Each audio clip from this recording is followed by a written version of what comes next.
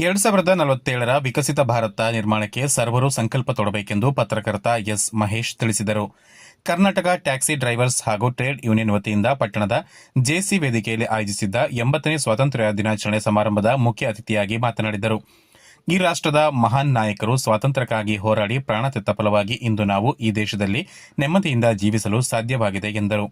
ಅಂದು ಸ್ವಾತಂತ್ರ್ಯಕ್ಕಾಗಿ ಪರಕೀಯರಾದ ಬ್ರಿಟಿಷರ ವಿರುದ್ಧ ಹೋರಾಡಿದರೆ ಇಂದು ದೇಶದ ಆಂತರಿಕ ವಿಚ್ಛಿದ್ರಕಾರಕ ಶಕ್ತಿಗಳ ವಿರುದ್ಧ ಹೋರಾಟ ಮಾಡಬೇಕಾದ ಪರಿಸ್ಥಿತಿ ಬಂದಿರುವುದು ವಿಷಾದನೀಯವೆಂದರು. 2047ಕ್ಕೆ ಈ ದೇಶಕ್ಕೆ ಸ್ವಾತಂತ್ರ್ಯ ಬಂದು ಶತಮಾನ ಪೂರೈಸುವ ಹಿನ್ನೆಲೆಯಲ್ಲಿ ಈ ದೇಶದ ಪ್ರಧಾನಿಗಳಾದ ನರೇಂದ್ರ ಮೋದಿಯವರು ಆರ್ಥಿಕ ಅಭಿವೃದ್ಧಿ, ಸ್ವಾವಲಂಬನೆ, ಅಂತರ್ಗತ ಅಭಿವೃದ್ಧಿ, ಸುಸ್ಥಿರತೆ ಮುಂತಾದ ಅಭಿವೃದ್ಧಿಯ ವಿಕಸಿತ ಭಾರತ ನಿರ್ಮಾಣಕ್ಕೆ ಪಣ ತೊಟ್ಟಿದ್ದಾರೆ. ಈ ದೇಶದ ಪ್ರಜೆಗಳಾದ ನಾವುಗಳು ಅವರೊಡನೆ ಕೈ ಜೋಡಿಸಬೇಕು ಎಂದರು. 1873ರಲ್ಲಿ ಕೊಡಗು ಜಿಲ್ಲೆಯ ಸೋಮವಾರಪೇಟೆ ತಾಲೂಕಿನ ಶನಿವಾರ ಸಂತೆ ಬಳಿಯ ಹೆಮ್ಮನೆ ಗ್ರಾಮದ ಪುಟ್ಟಬಸಪ್ಪ ಅಲಿಯಾಸ್ ಕಲ್ಯಾಣಸ್ವಾಮಿ ಎಂಬುವರು ಬ್ರಿಟಿಷರ ವಿರುದ್ಧ ಹೋರಾಡಿ ಜಯ ಗಳಿಸಿ ಮಂಗಳೂರಿನ ಬಾವುಟಗುಡ್ಡದಲ್ಲಿ ಈ ನಾಡಿನ ಧ್ವಜ ಹಾರಿಸಿದ್ದರು. ನಂತರ ಬ್ರಿಟಿಷರ ಹುನ್ನಾರದಿಂದ ನೇಣಿಗೇರಿದ ಇಂತಹ ಅಪ್ರತಿಮ ಹೋರಾಟಗಾರರನ್ನು ಇತಿಹಾಸ ಮರೆತಿರುವುದು ಇಂದಿನ ಆಡಳಿತ ಹಾಗೂ ಜನಪ್ರತಿನಿಧಿಗಳ ಕಾರ್ಯವೈಖರಿಗೆ ಸಾಕ್ಷಿಯಾಗಿದೆ ಎಂದು ವಿಷಾದಿಸಿದರು.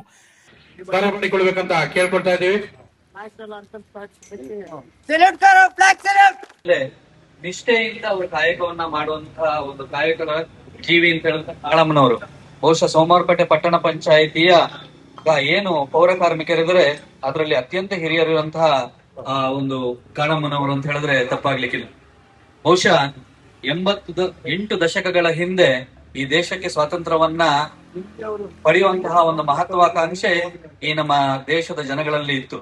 ಅದಕ್ಕೋಸ್ಕರ ಹೋರಾಟವನ್ನ ಮಾಡಿದಂತಹ, ಬಲಿದಾನವನ್ನ ಮಾಡಿರುವಂತವರನ್ನ ನಾವು ಇವತ್ತು ನೆನಪಿಸಿಕೊಳ್ಳಬೇಕಾಗಿರುವಂತದ್ದು ತುಂಬಾ ಅತ್ಯಗತ್ಯ. ಹಾಗೂ ಅವರುಗಳು ಬಲಿದಾನ ಮಾಡಿದ್ರಿಂದಲೇ ಇವತ್ತು ನಾವು ಈ ಮಟ್ಟಿಗೆ ಸ್ವತಂತ್ರ ಭಾರತದಲ್ಲಿ ಸ್ವತಂತ್ರ ಜೀವಿಗಳಾಗಿ ಜೀವಿಸ್ಲಿಕ್ಕೆ ಸಾಧ್ಯವಾಯಿತು ಅನ್ನುವಂತಹದ್ದನ್ನ ನಾವು ನೆನಪಿಸ್ಕೋಬೇಕಾಗತ್ತೆ.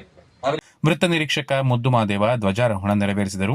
ಮಾಜಿ ಸೈನಿಕ ಚಂದ್ರಕುಮಾರ್, ವೈದ್ಯರಾದ ಜಯರಾಜ್ ಹಾಗೂ ಪೌರ ಕಾರ್ಮಿಕರಾದ ಶ್ರೀಮತಿ ಕಾಳಮ್ಮನವರನ್ನು ಸನ್ಮಾನಿಸಲಾಯಿತು. ಕಾರ್ಯಕ್ರಮದ ಅಧ್ಯಕ್ಷತೆಯನ್ನು ಸಂಘದ ಅಧ್ಯಕ್ಷ ವಸಂತಾಚಾರ್ಯ ವಹಿಸಿದ್ದರು.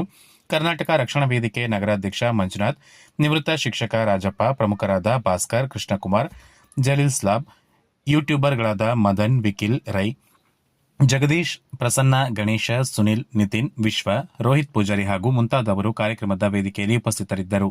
ಸಿಕೆ ಸೈನಿಕ ತರಬೇತಿ ಶಾಲೆಯ ವಿದ್ಯಾರ್ಥಿಗಳು ಧ್ವಜವಂದನೆ ಹಾಗೂ ಗೌರವ ರಕ್ಷೆ ಸಲ್ಲಿಸಿದರು.